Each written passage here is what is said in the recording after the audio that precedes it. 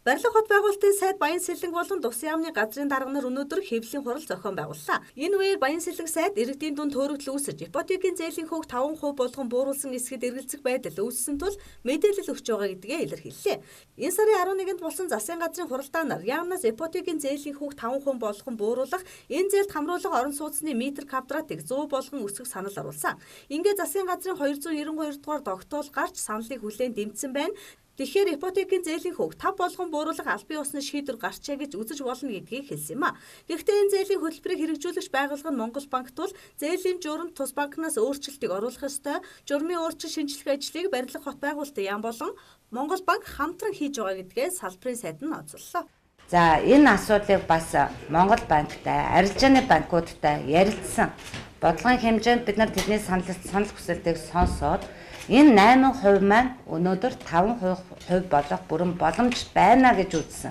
Тэр үүднээсээ өнгөрсөн 7 хоногийн засгийн газрын хурлаар 8% хувийн орон сууц барьцаалсан зээл маань 5% болсон.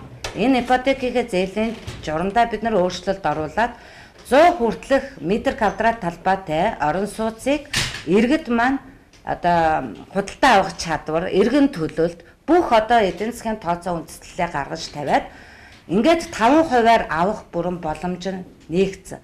100 м квадратаас дээшх нь өнөөдөр 8%-ийн өнөөдөр үйлчилж байгаа тэр 8%-ийн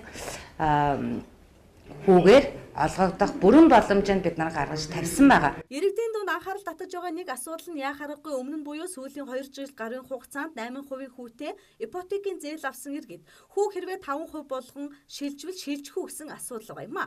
Тэгвэл салбарын сайдын хэлж байгаагаар ипотекийн зээлийн журамд өөрчлөлт орсноор 8% хүүтэй иргэд 5% руу шилжих бүрэн боломжтой юм а. 2013-аас 15 онуудад мөн түнчлэн 2015 онд л гэхэд 75,000 гаруй айл өрх ипотекийн 8% хүүтэй зээлд хамрагдав. За 8% 5% болох тухай асуудал бол шилжнэ. Энэ бол нэг хүний сэтгэлийн хөдлөөр яригдах тухай ойлголт байхгүй. Энэ бол эдийн засгийн тооцоо судалгаатай. Бид бас өнөөдөр эрсдэл үүрхгүй тулд тийм ээ янз бүрийн бас эргээд хүлээлт үүсгэхгүй тулд нийгэмд бухимдал төрүүлэхгүй тулд энэ асуудлууд